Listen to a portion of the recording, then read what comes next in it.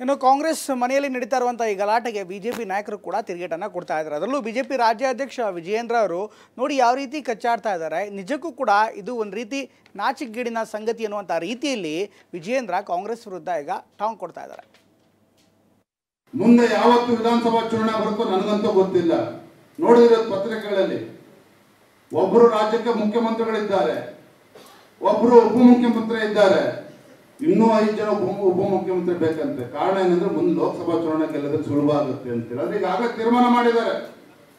ಒಬ್ಬ ಮುಖ್ಯಮಂತ್ರಿ ಒಬ್ಬ ಉಪಮುಖ್ಯಮಂತ್ರಿ ಡೆಪ್ಯೂಟಿ ಚೀಫ್ ಮಿನಿಸ್ಟರ್ ಹಿಡ್ಕೊಂಡು ಲೋಕಸಭಾ ಚುನಾವಣೆ ಗೆಲ್ಲಕ್ಕಾಗಲ್ಲ ಅಂತೇಳಿ ಕಾಂಗ್ರೆಸ್ ಪಕ್ಷ ಮಂತ್ರಿಗಳೇ ತೀರ್ಮಾನ ಮಾಡಿದ್ದಾರೆ.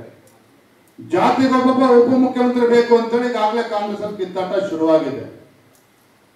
ಕಾಂಗ್ರೆಸ್ ಪಕ್ಷರು ಬೇಕಾಗಿರ್ತಕ್ಕಂಥದ್ದು ಅಧಿಕಾರ ಹೊರತು ಈ ರಾಜ್ಯದಲ್ಲಿರ್ತಕ್ಕಂಥ ಬಡವರ ಕಲ್ಯಾಣ ಅಲ್ಲ, ರೈತರ ಕಲ್ಯಾಣ ಅಲ್ಲ, ಯುವಕರಿಗೆ ಶಕ್ತಿ ಕೊಡ್ತಕ್ಕಂಥ ಕೆಲಸ ನೀವು ಕಾಂಗ್ರೆಸ್ ಪಕ್ಷ ನಿರೀಕ್ಷೆ ಮಾಡೋದಕ್ಕೆ ಸಾಧ್ಯ ಇಲ್ಲ.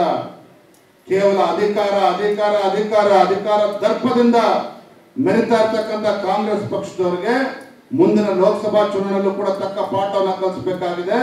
ಅದರ ಜೊತೆಗೆ ಮುಂದೆ ಯಾವತ್ತು ವಿಧಾನಸಭಾ ಚುನಾವಣೆ ಬರುತ್ತೋ ಗೊತ್ತಿಲ್ಲ, ಮುಂದೆ ಯಾವಾಗಲೇ ಚುನಾವಣೆ ಬಂದರೂ ಕೂಡ ರಾಜ್ಯದಲ್ಲಿ ಕನಿಷ್ಠ 130-140 ಸ್ಥಾನಗಳನ್ನು ಪಡೆದುಕೊಂಡು ರಾಜ್ಯದಲ್ಲಿ ಮತ್ತೊಮ್ಮೆ ಭಾರತೀಯ ಜನತಾ ಪಾರ್ಟಿ ಸ್ಪಷ್ಟ ಬಹುಮತದೊಂದಿಗೆ ರಾಜ್ಯದಲ್ಲಿ ಅಧಿಕಾರಕ್ಕೆ ಬರುತ್ತೆ.